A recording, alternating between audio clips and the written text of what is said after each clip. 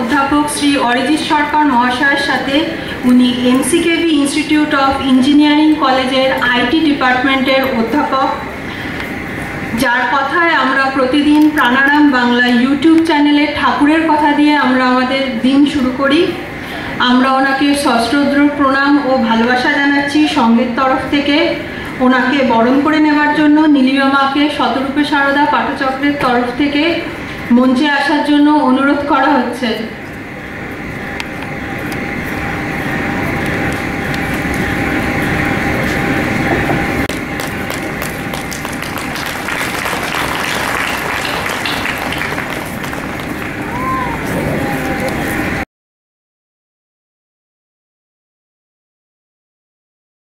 স্থল থেকে প্রণাম জানাই। আপনারা যারা ধৈর্য ধরে সেই বিকাল থেকে ভগবানের কথা শুনছেন, তাদেরকেও আমার অন্তরের অন্তঃস্থল থেকে শ্রদ্ধা এবং প্রণাম নিবেদন করছি। আমার আজকের অনুধ্যানের বিষয় मैं तो तेरे पास हूं। এটি প্রেক্ষাপটটি যদি দেখা যায় তাহলে আমরা স্মরণ করি যে 1887 সালের 8ই মে বড়নগর মঠ নরেন্দ্রনাথ এবং প্রসন্নের মধ্যে কথা হচ্ছিল এবং সেই কথা বলতে বলতে দয়ার কথা উঠেছিল। ঠিক সেই সময় নরেন্দ্রনাথ বললেন, তিনি তো বলতেন, ঠাকুর বলতেন, বিশ্বাসী সার, তিনি তো কাছেই রয়েছেন বলে তিনি একটি সঙ্গীত পরিবেশন করলেন নরেন্দ্রনাথ। সেটি কবিরের সঙ্গীত, কবিরের একটি সাধন সঙ্গীত। মোকো কাহা ঢুরো বন্দে मैं को तेरे पास हूं। অর্থাৎ হে বান্দা, হে সাধক, তুমি আমাকে কোথায় খুঁজে বেড়াচ্ছ? তুমি বুঝতে পারছো না আমি তো তোমার পাশে পাশে রয়েছি। পুথিকার অক্ষয় কুমার সেন খুব সুন্দর করে বলছেন, বুঝতে নাহি ভেবে মরি, সে ভজে না আমি ভজি। আমি ঠাকুরকে পুজো করি না ঠাকুর আমাকে পুজো করেন। এটা মাঝে মধ্যে বোঝা যায় না। কখন বোঝা যায়? ভক্ত কখন বুঝতে পারেন? যখন অনুভবের বা উপলব্ধির শেষ স্তরে গিয়ে অনুভব করেন যে সারা জীবন ধরে যা করলাম, ঠাকুরকে খুঁজতে গিয়ে, ঠাকুরকে পেতে গিয়ে তিনি সদা সর্বদা আমার পাশে পাশে থেকে আমাকে প্রোটেকশন দিয়ে গেছেন। সেই জন্য নরেন্দ্রনাথ বলছেন, মুকো কাহা ঢোরো বন্দে, তুমি আমাকে কোথায় খুঁজছো? मैं तो तेरे पास हूं, আমি তো তোমার পাশেই আছি। এটি কবিরের সাধন সঙ্গীত এবং কবির সেজন্য বারবার বলছেন যে ভগবানের আসল অবস্থান হচ্ছে আমাদের হৃদয়ে। ভক্ত হৃদয়ে হচ্ছে ভগবানের বৈঠকখানা। ভগবান দূরে কোথাও নেই, ভগবান প্রতি মুহূর্তে প্রতিদিন আমাদের সঙ্গে সঙ্গে রয়েছেন, পাশে পাশে রয়েছেন। একটু চোখ তাকালেই, একটু গভীরে ডুব দিলেই বুঝতে পারা যায় যে আমরা তাকে হেথায় হোথায় খুঁজে বেড়াচ্ছি, কিন্তু আসলে তিনি আমাদের সঙ্গে সঙ্গে রয়েছেন। এই হৃদয় মন্দিরটি হচ্ছে তার বৈঠকখানা। কবিরের জীবনেও আমরা এটি দেখতে পাই। বিশিষ্ট সাধক কবির তিনি তো খুব নিজ ঘরে জন্মগ্রহণ করেছিলেন। তো নিজ ঘরে জন্মগ্রহণ করার পরেও তার মনে হয়েছিল কারোর কাছ থেকে তিনি দীক্ষা গ্রহণ করবেন এবং সেই দীক্ষা লাভের উদ্দেশ্যে তিনি বেনারসে রয়েছেন এবং বেনারসে সেই সময় রামানন্দের খুব নাম শুনলেন যে রামানন্দ তিনি তাকে মন্ত্র সবাইকে দিচ্ছেন। তো কবিরের মনে একটা সন্দেহ হলো যে আমি নিজ জাতির, আমার অতটা মান কুল নেই, আমাকে কি আর রামানন্দ ওই উঁচু স্তরের ব্রাহ্মণ, তিনি কি আর আমাকে মন্ত্র দেবেন? কিন্তু নিতে তো হবেই তার কাছ থেকে। তিনি করলেন কি, শুনেছিলেন যে রামানন্দ প্রত্যেক দিন ভোর রাত্রে গঙ্গা স্নান করতে যান। তিনি রাত্রি 1 প্রহরে উঠে একেবারে কাষ্ঠবৎ গঙ্গার তীরে শুয়ে রয়েছেন।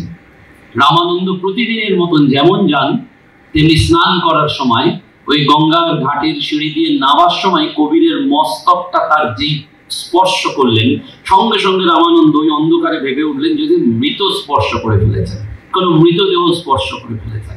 ব্রাহ্মণ শরীর, গঙ্গা স্নান করার আগে মৃতদেহ স্পর্শ করেছেন, এইরকম একটা আশঙ্কায় তিনি চিৎকার করে বললেন, রাম কহ রাম কহ। রামানন্দই বলতে বলতে চলে গেলেন। ব্যাস, কবিরের কিন্তু কাজ হয়ে গেল। কবির বুঝলেই তো রামানন্দ আমাকে মন্ত্র দিয়ে দিলেন, রামানন্দের কাছ থেকে মন্ত্র পেতে হবে। তো কবিরের তো ওইটি হলো যে বাহ, আমি তো মন্ত্র পেয়ে গেলাম। কবির চিৎকার করে ভোরবেলায় সকাল রাজনগরীতে বলছেন, রাম কহো, রাম কহো, রামের থেকে শ্রেষ্ঠ মন্ত্র আর আমার কাছে কিছু নেই। সেজন্য সারা জীবন যখন এই রাম নাম বলে বেরিয়েছেন, করে বেরিয়েছেন, জীবনের শেষে যখন তাকে জিজ্ঞেস করা হয়েছে যে ভগবানের উপাসনা কিভাবে করব, তখন ওই কবির বলছেন, রাম নামের ভান্ডারা লুটে নাও। ভগবানকে পাওয়া, এই যে ভগবান পাশে পাশে রয়েছেন, কি করে বুঝবেন? যতক্ষণ না তার নামে আমরা মজে যেতে পারবো। মাস্টারমশাই ঠাকুরকে 4টে ফান্ডামেন্টাল প্রশ্ন করেছিলেন। আমরা সব সংসারী মানুষ, তো এই যে সংসারের জ্বালায় জর্জরিত হয়ে যাচ্ছি, মাতাজি বললেন, পূজনীয় প্রব্রাজিকা শ্রদ্ধা প্রাণা মাতাজি সুন্দর করে বলতেন, এই সংসার মানেই হচ্ছে কাজলের ঘর।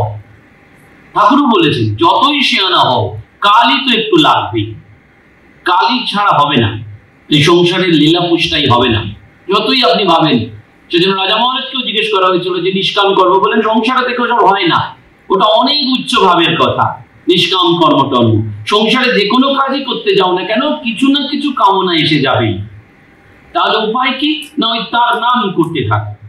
তো মাস্টারমশাই তো এই সংসারের, আমাদের সংসারীদের, গৃহী মানুষের প্রতিনিধিত্ব করেছেন ঠাকুরের কাছে।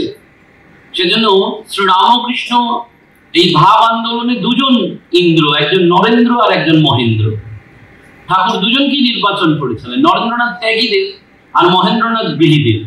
নরেন্দ্রনাথকে দিয়ে ঠাকুর কি করলেন না, ঠাকুর যা বললেন সেটা ব্যাখ্যা করার দরকার ছিল, সেই জন্য নরেন্দ্রনাথকে রাখলেন। আর মহেন্দ্রনাথকে তিনি কি করালেন? ডকুমেন্টেশন করালেন। মহাপুরুষ মহারাজ একবার চেষ্টা করেছিলেন যে ঠাকুর যা বলছেন খুব মন দিয়ে তিনি শুনে লিখছেন, ঠাকুরকে তো তার চোখ এড়ানোর ব্যাপার নেই। ঠাকুর ঠিক দেখতে পেয়ে বললেন, এটা কি করছিস রে? তোদের জন্য সব নয়, অর্থাৎ তোদের এটা পথ নয়, তোদের এত ডকুমেন্টেশন করতে হবে না। কিন্তু এই মহেন্দ্রনাথ, তার তো ডায়েরি লেখার অভ্যাস ছিল আগে থেকেই। সেজন্য এই ছুটির দিন পেলেই, রবিবার পেলেই তিনি দক্ষিণেশ্বরে যেতেন এবং দক্ষিণেশ্বর থেকে যা শুনতেন ঠাকুরের কাছে সেটাই তিনি ডায়েরিতে লিপিবদ্ধ করেছেন। এবং সেইটিরই পরবর্তী নির্দেশ হচ্ছে শ্রী শ্রী রামকৃষ্ণ কথা। সেখানে 4টে ফান্ডামেন্টাল প্রশ্ন এই মহেন্দ্রনাথ আমাদের হয়ে শ্রীরামকৃষ্ণদেবকে করেছেন। এবং সেটির প্রথম প্রশ্ন ছিল, ঈশ্বরে কি করে মন হয়? আমাদের ওই জায়গাটাতেই তো গন্ডগোল। সব কিছুই কিন্তু আমরা করছি, কিন্তু মনটাকে আমার বশে আনতে পারছি না। আমি মনের বশে হয়ে যাচ্ছি, মনকে আমার বশে, অর্থাৎ মন যা বলছে তাই আমি করছি। আমি যা বলছি মনকে দিয়ে সেটা করাতে পারছি না। আমি মনকে, সেই জন্য হরি মহারাজ বলতেন, ধ্যান জপের আগে নো অ্যাডমিশন লিখে দাও। কোথায় লিখবে? মনের দরজায় লিখে দাও নো অ্যাডমিশন, যে অন্য কোনো চিন্তা যেন ভেতরে না প্রবেশ করে। অন্য কিছু চিন্তা প্রবেশ করলেই গন্ডগোল। সেই জন্য বলছেন যে ঈশ্বরে কি করে মন হয়। তো আধুনিক কালে আমরা যারা সবাই এই অ্যান্ড্রয়েড ফোন ইউজ করি, খুব সাম্প্রতিক কালের একটা জনপ্রিয় অ্যাপসি বলুন বা আমরা ইঞ্জিনিয়ারিং পরিভাষায় তাকে LLM বলি, চ্যাট জিপিটি এসে গেছে। তাকে যা দেবেন সে সঙ্গে সঙ্গে উত্তর দিয়ে দেবে, একদম যা বলবেন। কোথায় যাব, কি ডাক্তার কি, এসব সময় বলে দেওয়া যায়। আমরা সাধারণত ইঞ্জিনিয়ারিং এর বর্তমান কালের ছেলে মেয়েরা ওই চ্যাট জিপিটির উপরেই ভরসা করছে। স্কুল কলেজেও ইতিমধ্যে তার প্রবেশ হয়েছে, যার ফলে এই শিক্ষা ব্যবস্থার অনেকটাই তলানিতে ঠেকে যাচ্ছে। কারণ কাউকেই আর কিছু পড়াতে হচ্ছে না। আপনি যদি তাকে বলেন যে রবীন্দ্রনাথ সম্পর্কে 10 পাতা লিখে দাও, সে হুড় করে 10 পাতা লিখে দেবে 2 সেকেন্ডের মধ্যে, একদম নির্ভুল লিখে দেবে।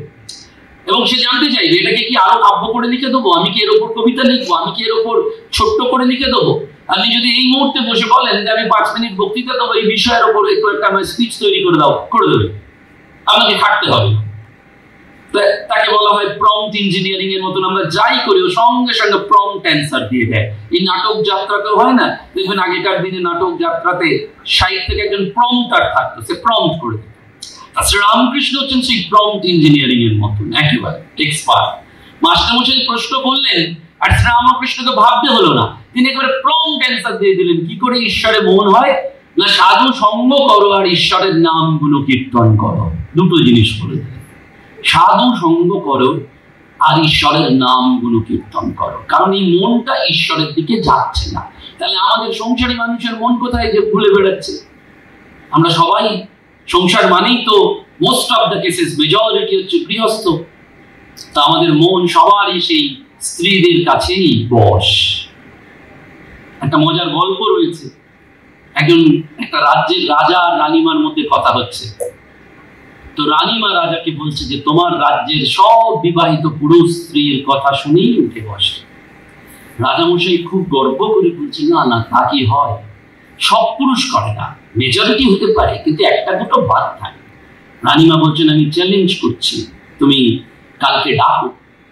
তো রাজামশাই ওই ঘেরা পিটিয়ে দিয়েছেন যে আগামীকাল সকালবেলায় সবাই এসো, যারা স্ত্রীর কথা শোনো বা না শোনো। তো প্রায় 200 জন মানুষ একটা ময়দানে সমবেত হয়েছে। রাজামশাই বললেন যে তোমরা দুটো দলে ভাগ হয়ে যাও, এক দল যারা স্ত্রীর কথা শোনো আর এক দল যারা স্ত্রীর কথা শোনো না। তো 199 জন ডান দিকে চলে গেছে। একজন বয়স্ক বৃদ্ধ মানুষ সে লাঠি হাতে নিয়ে বাঁ দিকে দাঁড়িয়ে আছে। রাজামশাই তখন তার রানীমার দিকে তাকিয়ে বলছে যে দেখলে তো, সবাই নয়, এরা সবাই শোনে বলে ডান দিকে গেছে, কিন্তু এই বৃদ্ধ শোনে না, তাই বাঁ দিকে আছে। রানীমা বলছেন, না রাজামশাই, গন্ডগোল কিছু আছে, আপনি ভালো করে দেখে জিজ্ঞেস করুন। এই পৃথিবীতে এরকম লোক নেই যে স্ত্রীর কথা শুনে ওঠে বসে, এরকম লোক নেই। রাজামশাই খুব উৎসাহ নিয়ে ওই বৃদ্ধকে দেখে বলছে, আচ্ছা ভাই, তুমি কি স্ত্রীর কথা শোনো না? তখন ওই বৃদ্ধ বলছে, আমার ঘাড়ে কটা মাথা যে আমি স্ত্রীর কথা শুনবো না। বলছে, তাহলে আমি সবাইকে ডান দিকে যেতে বললাম, তুমি কেন বাঁ দিকে এলে? তখন ওই বৃদ্ধ বলছেন, বেরোনোর আগে আমার স্ত্রী বলেছিল যেদিকে বেশি ভিড় সেদিকে যাবে না। তা আমি তো দেখলাম ডান দিকে 199 জন গেছে, তাই আমি বাঁ দিকে এসে দাঁড়িয়েছি। আসলে আমি স্ত্রীর কথাই শুনেছি। এই সংসারটা তাই না? ঠাকুরও তো মাঝে মধ্যে বলছেন যে সেই পানিহাটিতে আসবেন, তো মা বারণ করলেন, বললেন দেখো আমার মতন যে সবসময় মায়ের নাম করে সেই ওর কথাই যেতে পারলো না। তো সংসারী লোকেদের না জানি কি দুরবস্থা। সেই জন্যই আমাদের মনটা তো সংসারে নেই, সংসারেই বেশি ঘুরে বেড়াচ্ছে, অন্য কোথাও নেই, ভগবানে নেই। সেই জন্য মাস্টারমশাই জিজ্ঞেস করলেন, ঠাকুর সঙ্গে সঙ্গে উত্তর দিয়ে দিলেন, সাধু সঙ্গ করো আর ঈশ্বরের নাম গুণ কীর্তন করো।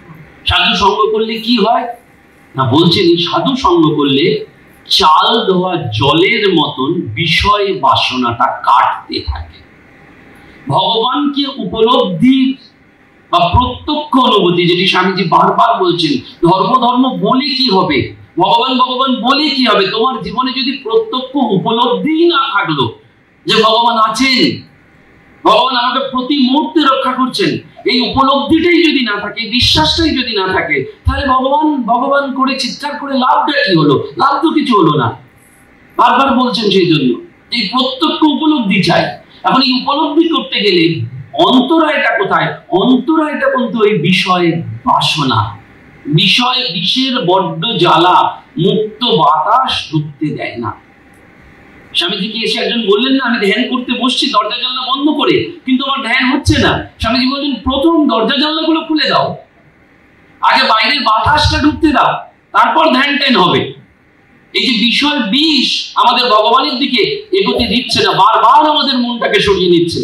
সেজন্য এই সাধু সঙ্গ, তুলসীদাস বলছেন না, এক ঘড়ি আধি হুমে আদ, তুলসী সঙ্গত করো ইসকে জো ভগবান সমান। ভগবানের সমান তোমার ভগবানের পথে নিয়ে যাবে। 1 ঘন্টা যদি পারো, 8 ঘন্টা যদি পারো, 8 ঘন্টার চেয়েও 8 ঘন্টা যদি পারো, এইরকম ভাবে ভগবানের সঙ্গ করার জন্য এই সাধু সঙ্গ করো। কারণ সাধু সব কিছু ত্যাগ করে ভগবানের দিকে এগিয়ে যাচ্ছেন, ভগবানের কথাই তিনি চিন্তা করছেন।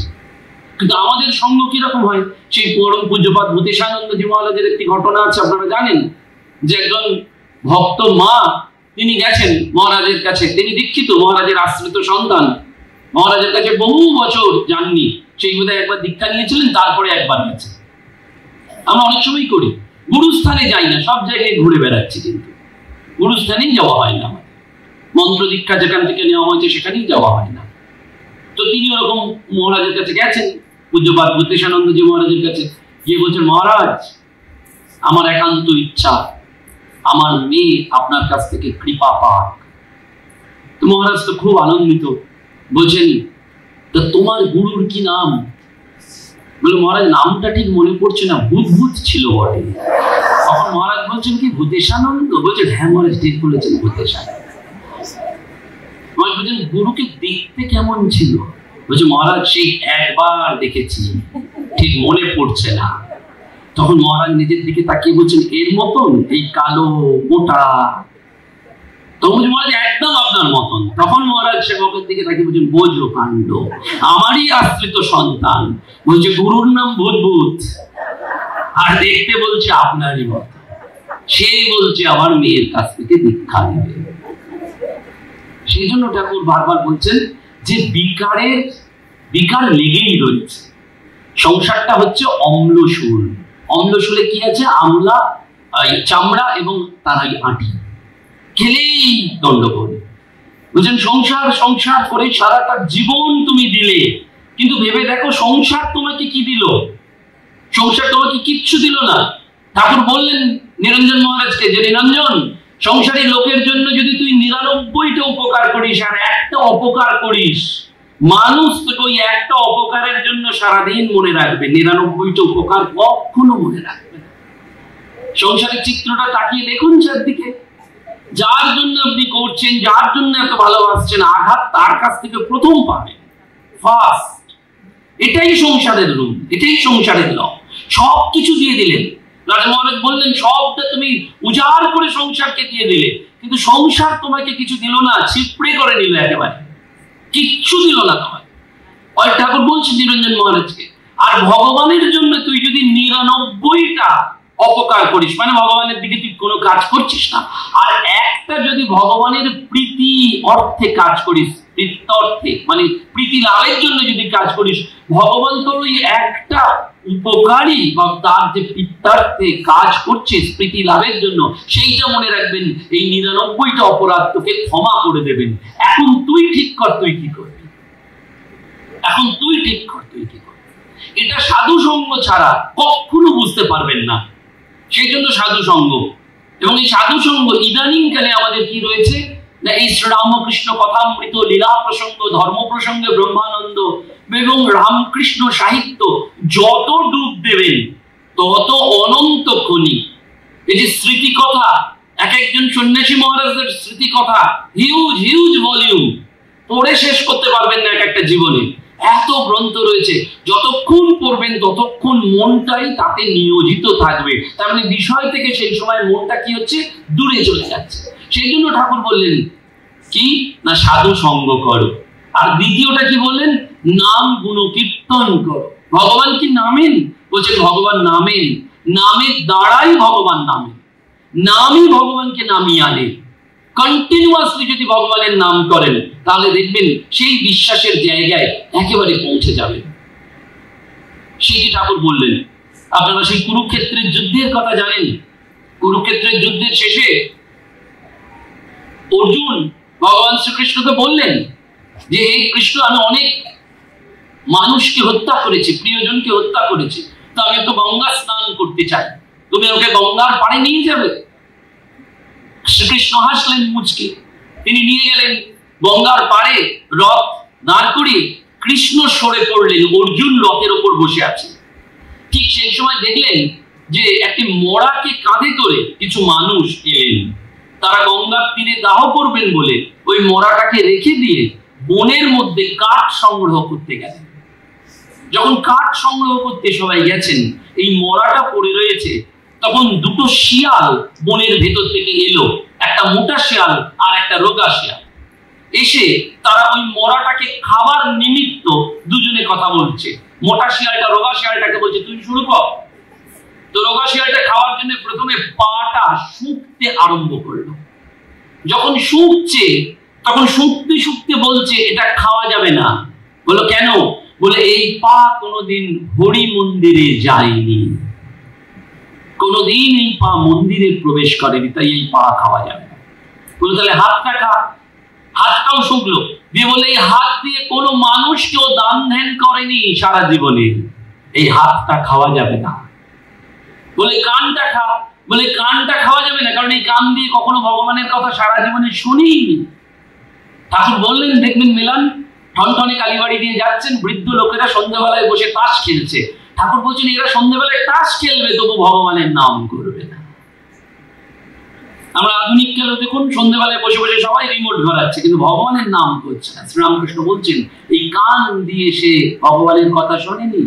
বলছেন মুখ, বলেন এই মুখ দিয়ে কখনো সে হরি কীর্তন করেনি, ভগবানের নাম করেনি। ভগবানের নাম তো শুনলে হবে না, ভগবানের নাম মুখে করতে হবে। বিজ্ঞান মহারাজ জীবনের শেষ প্রান্তে গিয়ে বসে ফু ফু করছেন, জিজ্ঞেস করছেন সেবক, মহারাজ এই ফু ফু করে কি করছেন? বলেন ব্যাকটেরিয়া ছড়াচ্ছি। বলেন কিসের ব্যাকটেরিয়া? বলেন রামকৃষ্ণ নামের ব্যাকটেরিয়া ছড়াচ্ছি। এই বয়সে তো সব জায়গায় যেতে পারবো না, তাই এই বাতাসটাকে রামকৃষ্ণ রামকৃষ্ণ রামকৃষ্ণ বলে বলে পবিত্র করে দিচ্ছি।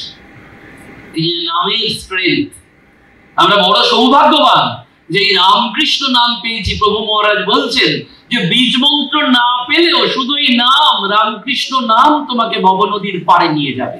কোনো সমস্যায় পড়েছো, কোনো অসুস্থ হয়ে গেছে, শুধু নাম করে একবার দেখো না কি হয়, কি ফল হয়।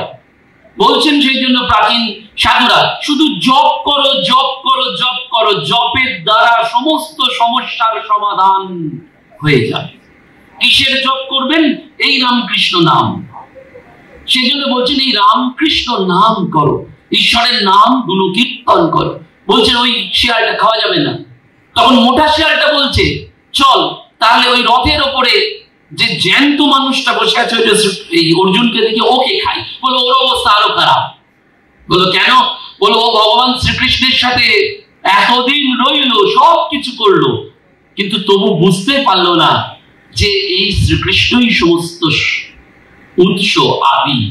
তার প্ল্যানিংই এই যুদ্ধ হয়েছে, তিনি ওকে দিয়ে সব করিয়েছেন, সেইটাও বুঝতে পারলাম না। ও ওই সব যুদ্ধের শেষে বলছে যে আমি গঙ্গা স্নান করে পবিত্র হব। গিরিশ বাবু ওই জন্য কি বলেছিলেন? নাস্তিক গিরিশ আস্তিক গিরিশে পরিণত হয়েছিলেন। ঠাকুর বলেন গিরিশ তোকে দেখে লোকে অবাক হয়ে যাবে, তোর যোগ এবং ভোগ দুই আছে। বলছেন গিরিশ বাবু আমি যেখানে দাঁড়াই সেখানকার 7 হাত মাটি অপবিত্র হয়ে যায়। যে পরিমাণ মদ খেয়েছি সেই মদের বোতলগুলো যদি চুর করা হয় তাহলে মাউন্ট এভারেস্টকে ছাড়িয়ে যাবে। বারবরিতাদের কাছে গেছি, ঘৃণিত কথা বলেছি, শ্রীরামকৃষ্ণকেও ছাড়িনি, মুখ থেকে লুচি কেড়ে নিয়েছি, কিন্তু তিনি আমাকে তার অন্তর্যামিত্ব গুণে ক্ষমা করেছেন। সেই গিরিশ বাবু সেই জন্য জীবনের শেষ দিকে যখন গঙ্গা স্নান করতে যেতেন তখন ওই সব পাড়ার লোকেরা তাকিয়ে বলতো যে এখন নাস্তিক গিরিশ আস্তিক গিরিশে পরিণত হয়েছে। তখন গিরিশবাবু বলতেন না হে, তোমরা মনে করো না যে গঙ্গা স্নান করে এই গিরিশ শুদ্ধ পবিত্র হচ্ছে। এই গঙ্গা স্নান করে গিরিশ ঘোষ মা গঙ্গাকেই শুদ্ধ পবিত্র করে দিচ্ছে, কারণ গিরিশ ঘোষ রামকৃষ্ণকে স্পর্শ করেছে। রামকৃষ্ণকে স্পর্শ করলে আর অন্য কিছু দরকার হয় না। এইটি রামকৃষ্ণ নামের শক্তি। যে কোনো ক্ষেত্রে আপনি যত পার্শ্বদের জীবন পড়ুন, ওই একটি জায়গায় ভগবান কি নামেন, ভগবান নামেন, নামের দ্বারাই ভগবান নামেন। অহরহ বেলুড়ের মঠে আরোগ্য ভবনে যান, এমন এমন সাধু রয়েছেন যারা অজপা জপ করছেন, কথা বলবেন না কেন? জপ বিরতি হয়ে যায়, কন্টিনিউয়াসলি নাম চলছে তাদের। আমাদের যেমন কালীকৃষ্ণ মহারাজ ছিলেন বিরজানন্দজি, তেমনি আর একজন ছিলেন কৃষ্ণ কালী মহারাজ, স্বামী উমাত্মানন্দজি। তার সঙ্গ করার সৌভাগ্য হয়েছিল আমার। জীবনের শেষ প্রান্তে গিয়ে যখন আরোগ্য ভবনে প্রণাম করতে গেছি, তার ঘরের তাকে কয়েকটি ছবি ছিল। আমি ছবি মানে ওই মেলা থেকে তিনি পুতুল টুতুল কিনতেন, সেই রকম সব পুতুল, ঠাকুর দেবতারই পুতুল।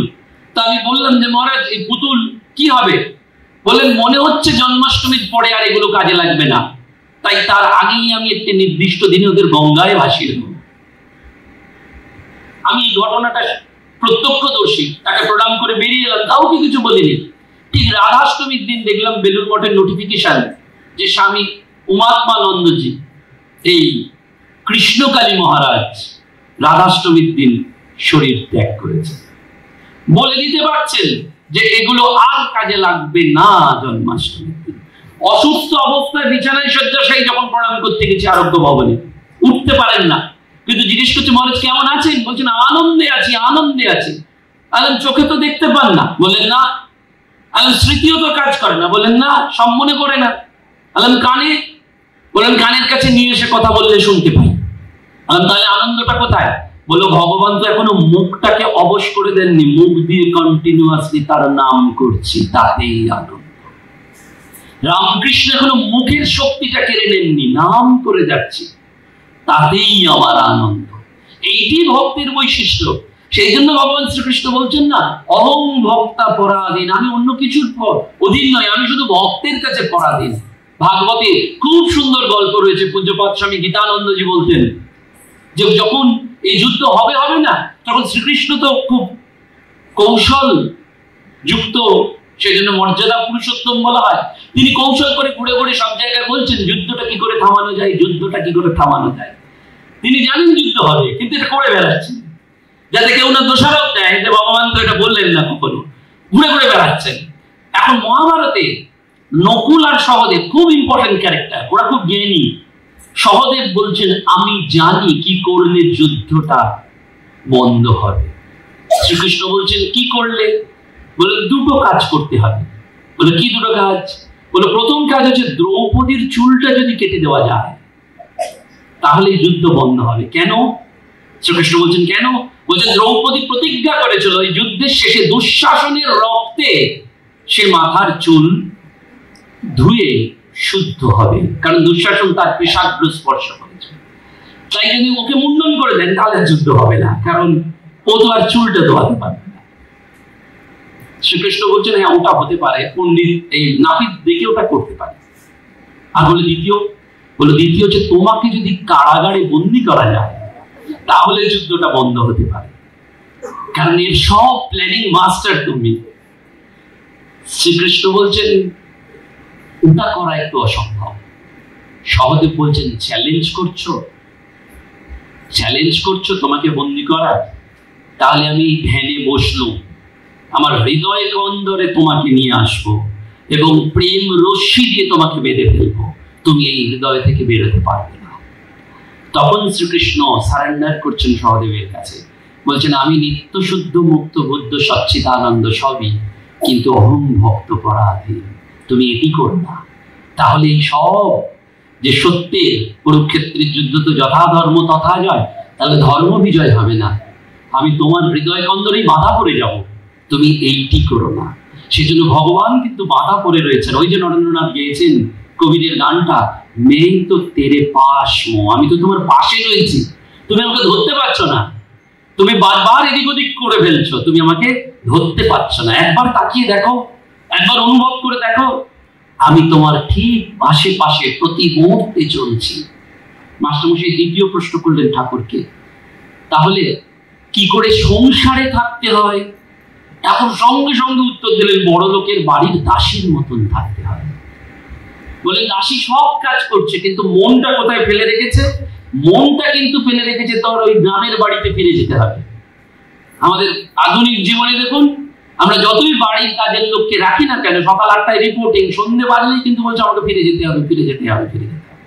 বলছেন সব কাজ করছে, কিন্তু মনে মনে বলছে আমার রাম, আমার রহিম, আমার গোপাল সব আমার বাড়িতে। স্বামীজি ওই জন্য গাইলেন, সংসার বিদেশে বিদেশির মতো ভ্রম কেন অকারণে, মন চলো নিজ নিকেতনে। তোমার এখান থেকে কিচ্ছু নেবার নেই, যতই তুমি বিরুদ্ধ পজিশনে থাকো না কেন। আমরা কখন চিন্তাগ্রস্ত হয়ে পড়ি, আমাদের আসক্তি তো আমাদের সর্বনাশ করে। কোনো শোক হলে, দুঃখ হলে আমরা সেটাকেই রিয়েল বলে মনে করি। সেজন্য বলছে যে তুমি ওটি করো না, তোমার এখান থেকে নিয়ে তুমি কিছু আসনি, এখান থেকে নিয়েও যেতে পারবে না। তুমি সবসময় সেফ সাইডে রয়েছো, যে এখান থেকে কিছু নিয়েও আসনি, এখান থেকে কিছু নিয়েও যেতে পারবে না, সবসময় তুমি প্লাস পয়েন্টে রয়েছো। তাই তোমাকে এই আসক্তির মধ্যে জড়িও না, তুমি শুধু তোমার দায়িত্ব কর্তব্যটুকু পালন করে যাও। একমাত্র পেরেছিলেন মাস্টারমশাই সংসারে প্রকৃত অর্থে দাসীর মতন থাকতেন, বড় লোকের বাড়ির দাসীর মতো। রাত্রিবেলা বাইরে থেকে এসেও দুধ পাউরুটি খেয়েছেন, গিন্নিমার হাতের অর্থাৎ স্ত্রীর হাতের রান্না খেতেন না। ঠাকুরটা কবিশ্বান্ন খেতে বলেছেন, খেতেন না। একই মডার্ন স্কুলের দোতলায় 3 তলায় আছেন, কিন্তু তবুও যখন ব্রহ্মচারী জিজ্ঞেস করছেন কেন এরকম করছেন, তখন বলছেন তোরা কি আমাকে ঠাকুরের কথা পালন করতে দিবি না? ঠাকুরের কথা পালন ঠাকুর এমনি বলেননি, ঠাকুর বলেছেন বড় লোকের বাড়ির দাসীর মতন থাকতে। মাস্টারমশাই নিজের জীবনটাকে এক্সাম্পল করছেন, example is better then perfect. মাস্টারমশাই নিজেকে উদাহরণ দিচ্ছেন যে রাত্রিবেলায় 10:30টার সময় কোথাও ফিরে এলে বাড়ির দাসীর জন্য মনিব কি রান্না করে? আমরা কেউ কি বাড়ির কাজের লোকের জন্য রান্না করি? বুকে হাত দিয়ে বলুন করি না? আমরা বলি ফ্রিজে যা খাবার আছে খেয়ে নাও, এখানে ওই যা করা আছে সকালে খেয়ে নাও, আমরা নতুন করে তার জন্য করি না। বলছেন আমি তো বড় লোকের বাড়ির দাসী অর্থাৎ সংসারের দাসীর মতন আছি, আমার জন্য গিন্নিমা কেন রান্না করবে? আমি যেহেতু রাত্রে ফিরেছি তাই আমার জন্য দুধ রুটিটা বাড়ি থেকেই কিনে নিয়ে আস, বাইরে থেকে কিনে নিয়ে আসা হোক। অর্থাৎ আক্ষরিক অর্থে যেটি বলেছেন সেটিকে হুবহু পালন করছেন ঠাকুর। ঠাকুর বলেছেন আর ওপর ওপর পালন করছেন তারা আক্ষরিক অর্থে। সেই জন্য কিন্তু এই জীবনটা বারবার আমাদের শুদ্ধতা, পবিত্রতা, পালনীয়তা যেটা আসে, যে আমরা অনেক শুনলাম, অনেক বললাম, কিন্তু পালন কতটা করতে পারছি, এবং সেটা আক্ষরিক অর্থে। ভক্তের দৃষ্টিতে আমরা বারবার বলি না, সবার মধ্যে এককে দেখার নামই তো সেই ধর্ম বলুন, ঈশ্বর বলুন। আমাদের মধ্যে ঈশ্বর চেতনা বা আধ্যাত্মিকতার মূল সুরটি কোথায়? সেটি একটাই, যে আমি সকলকে এক দেখতে পাচ্ছি, তো আমার মধ্যে কোনো ভেদ বুদ্ধি হচ্ছে না, তো আমি রামের ছেলে এবং রহিমের ছেলে দুজনকে এক করতে পারছি, তো যেটি শ্রীসীমা করছেন। শরৎ যেমন আমার ছেলে, আমজাদও আমার ছেলে, কোথাও কোনো ভেদ নেই। ওই তুতে মুসলমানও যখন কলাটা নিয়ে এসছে চুরি করে, বলছেন আমি জানি কার মন কত ভালো, ওই চুরি করে আনা কলাও ঠাকুরের ভোগে তিনি লাগাচ্ছেন। কারণ ওই কি, কোনো ভেদ বুদ্ধি নেই। ঠিক 1951 সালে এরকম একটি ঘটনা ঘটেছিল। পূজনীয় স্বামী বিরজানন্দজি মহারাজের দীক্ষিত এক সন্তান বুড়িমা, সেই বুড়িমা রোজ বেলুর মঠে প্রণাম করতে যেতেন গুরু মহারাজকে। এখন বিরজানন্দজি মহারাজের শরীর চলে গেছে, সেই জায়গায় এসেছেন কে? স্বামী শঙ্করানন্দজি মহারাজ প্রেসিডেন্ট হয়েছেন। তো বুড়িমা তো প্রণাম করতে গেছেন, বিরজানন্দজির তো দাড়ি ছিল, শঙ্করানন্দজির তো দাড়ি নেই। বুড়িমা কিন্তু তাকে দেখেই বলছেন বাহ, দাড়িটা কেটে তো ভালোই লাগছে। বিরজানন্দজির বাঁ দিকের গালে তিল ছিল আর শঙ্করানন্দজির ডান দিকে। দ্বিতীয়বার প্রণাম করি বলছেন তিলটাও তো মুভমেন্ট করছে, বাঁ দিক থেকে ডান দিকে চলে গেছে। পূজ্যপাদ গীতানন্দজি তাকে টেনে এনে বাইরে বোঝাচ্ছেন যে ওটি বিরজানন্দজি ঠিক নন, শঙ্করানন্দজি, কিন্তু বুঝলে তো শুনবেন না, তিনি তো তার গুরুকে প্রণাম করতে এসছেন। তিনি ফিরে গিয়ে আবার ওই কথা উচ্চারণ করছেন। পরে বলছেন পূজনীয় স্বামী গীতানন্দজি যে ভক্তের দৃষ্টি কিরকম দেখলে সে শঙ্করানন্দজির মধ্যেও বিরজানন্দজিকেই খুঁজে পাচ্ছে। ওই প্রত্যেকটি বছর আমাদের প্রতিমা বিসর্জন হওয়ার মতন গুরুর পদে যিনি অধিষ্ঠিত হন, তার মধ্যে সেই নিজের গুরুকেই, সেই ইষ্টকেই, শ্রী রামকৃষ্ণকেই খুঁজে পাওয়া। এইটি কিন্তু ভক্তের দৃষ্টি। সবার মধ্যে সেই অভেদ দর্শন করা, সবার মধ্যে সেই এক দরকার দর্শন করা। সেটি কখন হয়? ওই সংসারে পাকাল মাছের মতন থাকা, সংসারে বেশি জড়াতে নেই। সেজন্য বিশুদ্ধানন্দজি মহারাজ বলতেন সংসার তোমাকে কখনো ছাড়বে না, তোমাকেই জোশ করে ছাড়তে হবে বলে তিনি সনাতন গোস্বামীর খুব সুন্দর গল্প বলেছিলেন বিশুদ্ধানন্দজি। সনাতন গোস্বামী ওই তীরে বসে তপস্যা করছেন আর সারাদিন যা পান সেইখান থেকে ভিক্ষা করে দুবেলা পান না, একবেলায় একটু রুটি খান। তো একদিন ভগবান শ্রীকৃষ্ণ তাকে দর্শন দিয়ে বলছেন, স্বপ্ন দর্শন দিয়ে বলছেন যে ওই নুন ছাড়া রুটি বা লুচি খেতে ভালো লাগে না, তুই কালকে একটু নুনের জোগাড় কর। তো ঠিক আছে, সনাতন গোস্বামী পরের দিন ভিক্ষা করে একটু নুন জোগাড় করেছেন, নুন দিয়ে এখন চলছে সেবা। কয়েকদিন বাদে আবার ভগবান শ্রীকৃষ্ণ বলছেন এই নুন আর তরকারিটা ভালো লাগছে না, একটু ক্ষীর রাবড়ি তরকারি হলে ভালো হয়। তখন সনাতন গোস্বামী বলছেন প্রভু আমি তোমার ছল বুঝেছি, আমি তপস্যা করে ওই একটু মুঠো রুটি জোগাড় করতাম, মানে আটা ময়দা জোগাড় করে খেতাম, তা তোমার সহ্য হলো না, তুমি এখন নুন চাইবে। আমি ভিক্ষা করে নুনও জোগাড় করলাম, তাতেও তোমার সন্তুষ্ট হচ্ছে না, এখন বলছো ক্ষীর রাবড়ি চাই। তার মানে আমি তপস্যাটা ছেড়ে দিয়ে এখন এইসবই জোগাড় করতে মত্ত হয়ে যাই, আর সেই সুযোগে তুমি আমাকে কৃপা থেকে বঞ্চিত করো। ওটি হচ্ছে না। তোমার অনেক ভক্ত আছে, তার বাড়ি ঘুরে ঘুরে তুমি ক্ষীর রাবড়ি খাও, আমি তোমাকে যতটুকু পারবো সেটিই করবো এবং তপস্যা দিয়েই তোমাকে তুষ্ট করার চেষ্টা করব।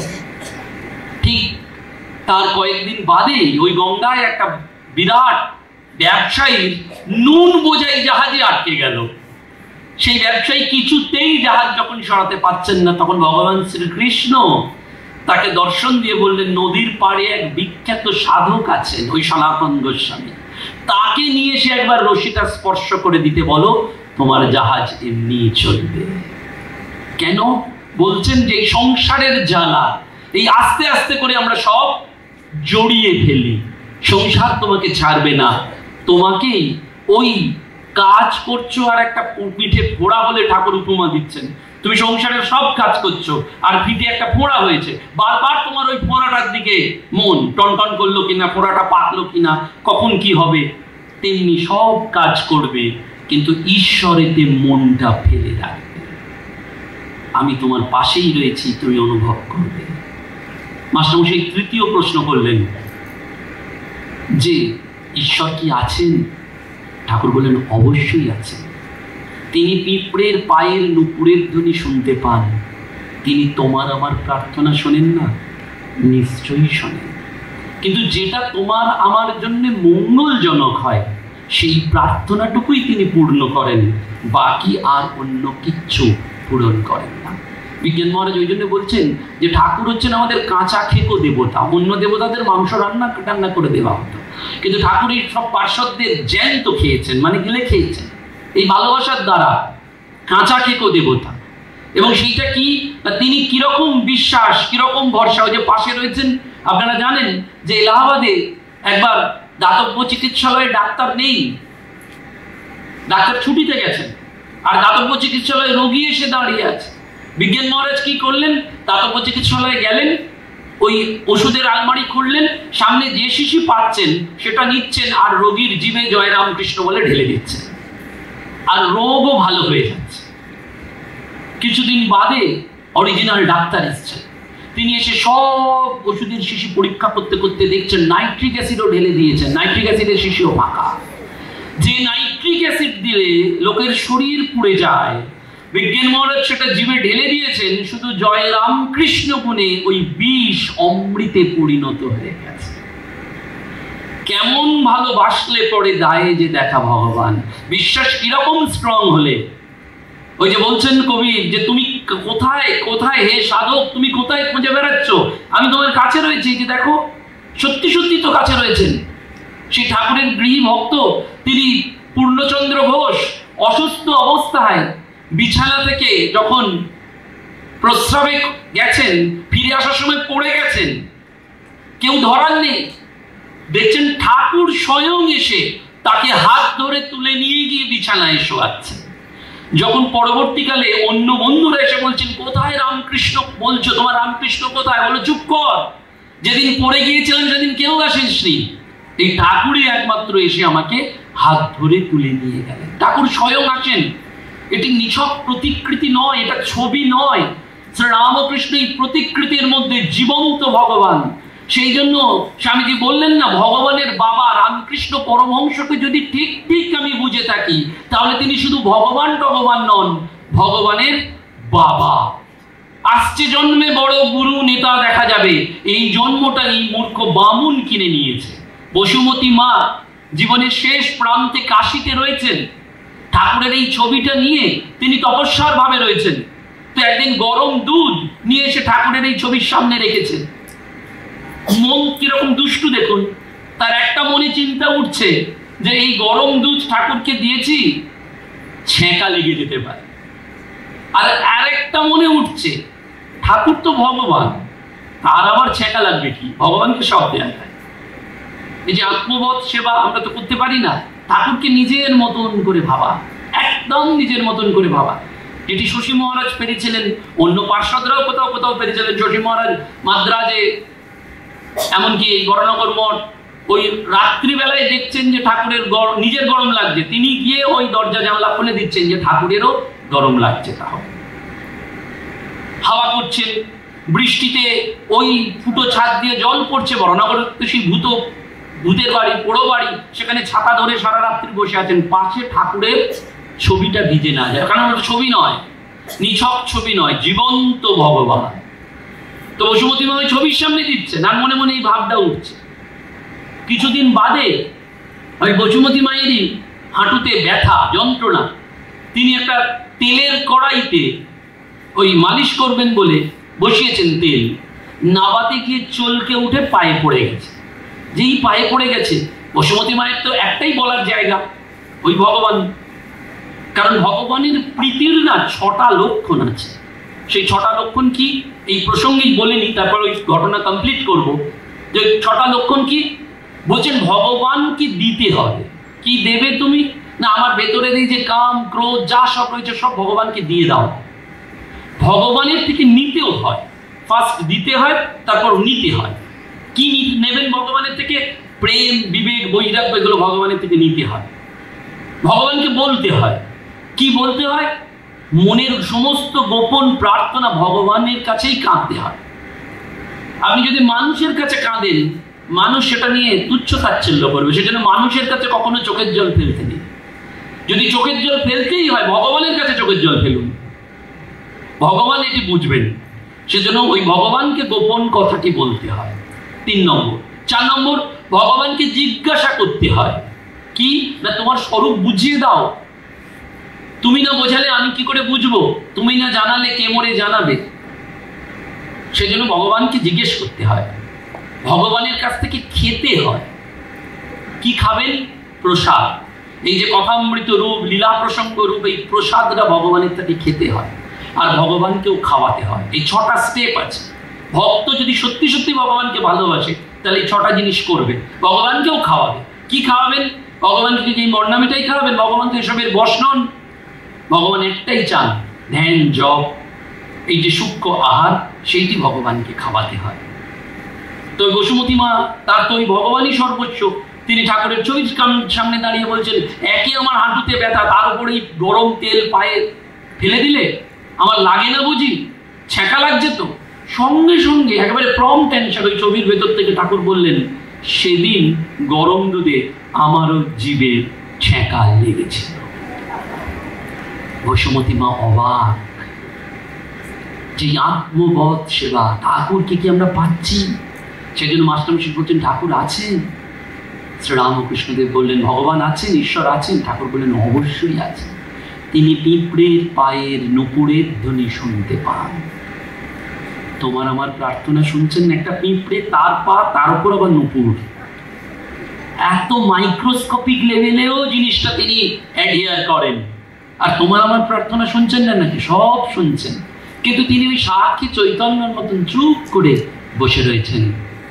তার কাছ থেকে ওইটি বারবার অনুভব করতে হয়। মাস্টারমশাই শেষ প্রশ্ন করলেন, তাহলে কি করলে ভগবানকে পাওয়া যাবে? দেখুন মাস্টারমশাই ঠিক আমাদের মতন করে না, স্টেপ বাই স্টেপ বলছেন। প্রথম কি করে সংসারে ঈশ্বরে মন হয়, কি করে সংসারে থাকতে হয়, ভগবান কি আছেন এবং কি করলে ভগবানকে পাবেন। ঠাকুর আবার সেই একেবারে প্রম্পট অ্যান্সার দিয়ে দিলেন, আন্তরিক ব্যাকুল হলে তিনি শুনবেনই শুনবেন। বিশ্বাসই হচ্ছে সার। কথামৃতের পাতায় পাতায় রয়েছে এই বিশ্বাস। এই বিশ্বাসের ফল আধুনিক যুগে আপনারা বলতে পারেন কোথায় বিশ্বাস? ডাইরেক্ট এক্সাম্পল রামকৃষ্ণ মঠ মিশনে ওই যে বললাম, এক মহারাজকে, যার কথা বারবার আজকে হয়তো বলছি, তিনি হচ্ছেন ওই কৃষ্ণকালী মহারাজ। কালী কৃষ্ণ নয়, কৃষ্ণকালী মহারাজ, স্বামী উমাত্মানন্দজি। চোখে ছানি পড়ে গেছে। বেলুড়মঠে অন্য সাধুরা বলছেন ছানিটা কাটিয়ে নিন। সঙ্গে সঙ্গে কি উত্তর দিচ্ছেন জানেন? বলেন, ঠাকুর যখন ছানি ফেলেছেন, তার মানে ঠাকুর চান না এই চোখ দিয়ে আর কিছু দেখি, আমি আর ছানি কাটাবো না। ছানি কাটালেন না। এই পরম বিশ্বাস যেমন আমাদের মঠ মিশনে রয়েছে, তেমনি বাইরেও রয়েছে। আধুনিককালে বৃন্দাবনে আপনারা জানেন প্রেমানন্দ মহারাজ, 60-এর ওপর বয়স, 2টো কিডনি নেই, 2টো কিডনি ফেলিওর, মানে নেই একদম, কিন্তু বেঁচে আছেন 17 বছর। ডাক্তার বলেছিলেন 5 বছর আয়ু, উনি বেঁচে আছেন 17 বছর। বহু ভক্ত তাকে বলেছেন আমার কিডনি নিয়ে নিন, আপনার একটা কিডনি হয়ে যাবে। তিনি বলছেন কৃষ্ণ তো চাননি, রাধারানী তো চাননি, আমার দুটো কিডনি থাকুক। তো বিনা দুটো কিডনিতেই তারা যখন আমাকে বাঁচিয়ে রেখেছেন, তাহলে আমি নতুন করে আর কিডনি কেন নেব? এই যে বিশ্বাস, তাকে দেখাই তো বলে যে রাধারানীর কৃপা, কোটি কোটি লক্ষ লক্ষ ভক্ত তার একবার দর্শন করার জন্য বৃন্দাবনে যাচ্ছেন আধুনিক কালে।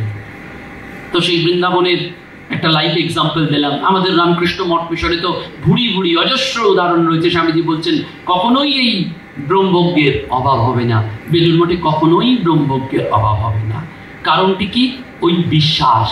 বিশ্বাসটা যদি হয় তাহলে দেখতে পাওয়া যায় যে ভগবান রয়েছেন, ভগবান দূরে কোথাও নেই।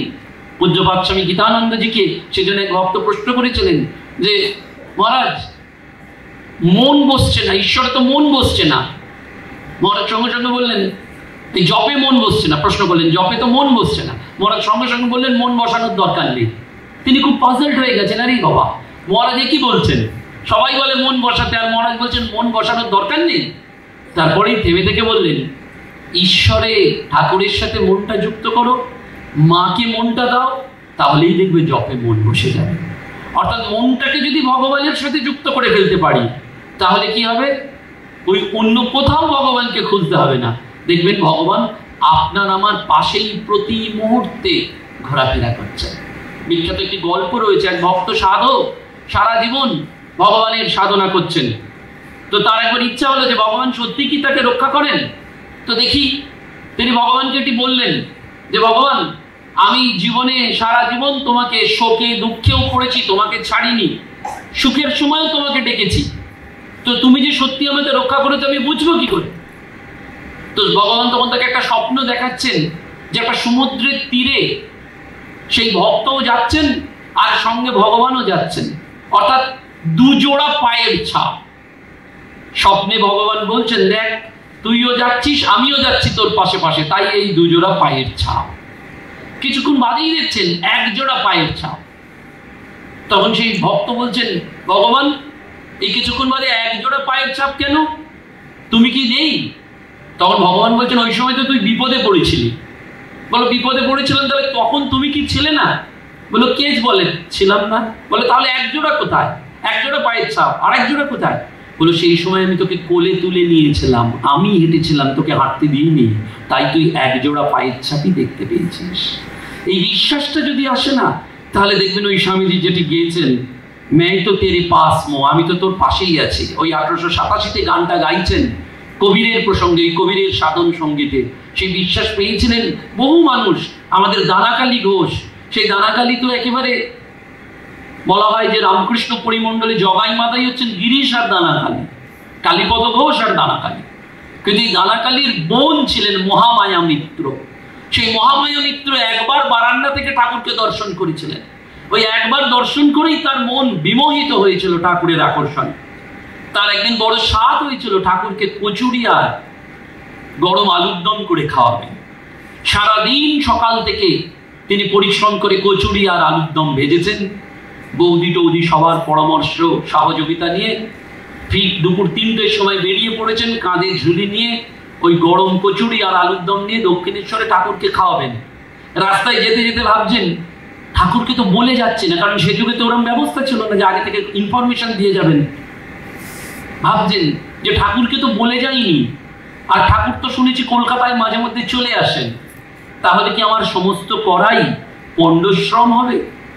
এই ভাবতে ভাবতে তিনি সারা রাস্তা একটা অজানা আশঙ্কা নিয়ে আর উদ্বেলিত চিত্তে ব্যাকুল হয়ে ওই ঠাকুরকে তিনি খাওয়াবেন এই বাসনা নিয়ে যাচ্ছেন। দক্ষিণেশ্বরে ঢোকার আগেই সিংহ ফটকের দূর থেকে দেখতে পাচ্ছেন ঠাকুর ঘরে রয়েছেন, পাদচারণা করছেন ওই বারান্দায়। মহামায়া মিত্র আশ্বস্ত হলেন যে ঠাকুর আছেন। মহামায়া মিত্রকে দেখেই ঠাকুর জিজ্ঞেস করলেন কি গো এত দেরি করে আসতে হয়? বললেন হ্যাঁ এত দূর থেকে আসছি। মহামায়া মিত্র প্রণাম করার পরেই ঠাকুর বলছেন জানো আজ সকাল থেকে একটু গরম কচুরি আর আলুর দম খাওয়ার ইচ্ছা হচ্ছিল, তা তুমি কি খাওয়াতে পারো? মহামায়ার তখন দু চোখ দিয়ে জল পড়ছে।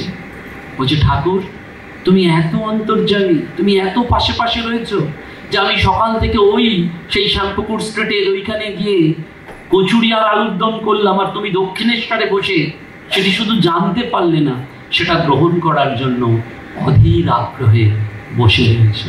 সেজন্য কবির সাহেব বললেন না, মালা ফেরত জনম গয়া, গয়া না মন কা ফের, কর কা মালা ছোড় কে মন কা মালা ফের। অর্থাৎ এই মালা ঘুরিয়ে ঘুরিয়ে তো জনম চলে গেল, তবু মনটা পরিবর্তিত হলো না। সেজন্য কবির বলছেন, করের মালা ছেড়ে দাও, মনের মালাটা ঘোরাও। যদি এই মনের মালাটা ঘোরাতে পারেন তাহলে দেখবেন ঠাকুর পাশে পাশে রয়েছেন। লোকেশ্বরানন্দজি মহারাজ এক বৃদ্ধ সাধুর কথা বলতেন, তার নাম রাম মহারাজ। এই রাম মহারাজকে যখনই কেউ জিজ্ঞেস করতেন যে মহারাজ কেমন আছেন, মহারাজ বলতেন খুব ভালো আছি। অসুস্থ শরীরে, বৃদ্ধ বয়সেও বলছেন খুব ভালো আছি। তো এরা বলছেন যে মহারাজ কি করে ভালো আছেন? বলে এত ভালো সেবক পেয়েছি না যে আমি তাতেই ভালো আছি। বলো কোথা থেকে ভালো সেবক পেলেন? তখন ওই ঠাকুরের দিকে তাকিয়ে বলছেন, এই বৃদ্ধ বয়সে আমি তার সেবা করি না, তিনি আমার সেবা করেন। ওই অক্ষয় কুমার সেন বলছেন, বুঝতে নারী ভেবে মরি, সে ভজে না আমি ভজি। আমি কি সাধে রামকৃষ্ণ পুজি? রামকৃষ্ণ পুজো করো কি এমনি? রামকৃষ্ণ চারটিখানি কথা নয়, তিনি ওই ভগবানের উৎস মূলে বসে আছেন। আসুন আমরা সেইটি উপলব্ধি করার চেষ্টা করি এই জীবনে অন্তত, যে আমার আর কিচ্ছু দরকার নেই, ভগবান আমার পাশে পাশে রয়েছেন। সেটা শুনলে হয় না, সেটা বললেও হয় না, সেটি জীবনযাপনের দ্বারা উপলব্ধি করতে হয়। এই উপলব্ধি করা বড় দুর্লভ। আপনাদেরই মতন এক ভক্ত মা রোজ পাঠে আসতেন আর গিয়ে স্বামীকে সব শোনাতেন। তো স্বামী কিন্তু পাঠে কোনোদিন যেতেন না, ওই শুনে শুনেই তার ঠাকুরের প্রতি ভালোবাসা হয়েছিল। তো একদিন স্বামী ওই বাথরুমে যাওয়ার সময় পড়ে গেছেন। যখন পড়ে গেছেন তখন স্ত্রী তাকে ধরতে এসেছেন। যখন স্ত্রী ধরতে এসেছেন তখন স্বামী বলছেন, খবরদার তুমি আমাকে তুলবে না। বলে কেন গো? বলে তুমি ওই যে বলো পাঠে শুনে এসে ঠাকুরই সব করেছেন, ঠাকুরই আমাকে ফেলেছেন, তাই যদি দরকার হয় ঠাকুরই এসে আমাকে তুলবেন, আমার কারোর সাহায্য দরকার নেই। সেজন্য এইটি আমাদের মনে রাখতে হবে যে ভগবানই আমাদের এই দুঃখ, বাধা, বিঘ্ন, ভয় সব দেন, আবার ভগবানই কৃপা করে আমাদের সব কিছু পার করে দেন। শুধু আমরা যেন তার উপর এই বিশ্বাসটা রাখতে পারি। এই বিশ্বাসটাই হচ্ছে আমাদের বটপত্র। এই বিশ্বাসটা দেখলেই বুঝতে পারবেন যে তিনি সদা সর্বদা আপনার ডাইনে বাঁয়ে সামনে পেছনে ঘুরছেন। কথামৃতের ওই গল্প, জটিল বালক, মা বলে দিয়েছে বনের মধ্যে তোর মধুসূদন দাদা আছে। মধুসূদন দাদার উপর বিশ্বাস করে জটিল বালক প্রতিদিন বন পার হয়ে যাচ্ছে। আমাদের এই সংসার অরণ্য পার করে দেওয়ার একমাত্র কাণ্ডারি পুরুষ ওই মধুসূদন দাদা। এবং যখন ওই জটিল বালক গুরুমশাইয়ের কাছ থেকে আঘাত পাচ্ছে তখনও সে কোনো বেজার নেই। ওই গুরুমশাই দই ঢালছে, অনন্ত দই পড়ছে, কারণ ভগবানের অনন্ত কৃপা, দই ফুরোচ্ছে না। এবং যখন রিয়েলাইজ করলেন গুরুমশাই, তখন জটিলকে বললেন দেখাতে পারবি তোর মধুসূদন দাদাকে? তখনও বেজার নেই, ওই আঘাত পেয়েছেন, মারধর খেয়েছেন, তবুও জটিল বলছে হ্যাঁ গুরুমশাই দেখাতে পারবো। এবং দূরে গিয়ে ওই বনে গিয়ে চিৎকার করে বলছে, মধুসূদন দাদা একবার এসো না, আমার গুরুমশাই যে তোমাকে দেখতে চায়। তখন ওই মধুসূদন দাদা বললেন যে জটিল, আমি তোমাকে দেখা দেবো, গুরুমশাইকে দেবো না, কারণ গুরুমশাই অনেক পড়েছেন, অনেক শাস্ত্র বিচার করেছেন, কিন্তু বিশ্বাসটা গুরুমশাইয়ের হয়নি, তাই তিনি দর্শন পাবেন না। ওই বিশ্বাসটাই হচ্ছে ধর্মজীবনের সার কথা। তাহলেই দেখবেন তিনি আমাদের পাশে পাশে রয়েছেন। সবাইকে প্রণাম জানিয়ে, পূজনীয় স্বামী অম্বিকানন্দজি মহারাজ এসেছেন, তাকেও প্রণাম জানিয়ে আজকের অনুষ্ঠান শেষ করলাম। নমস্কার।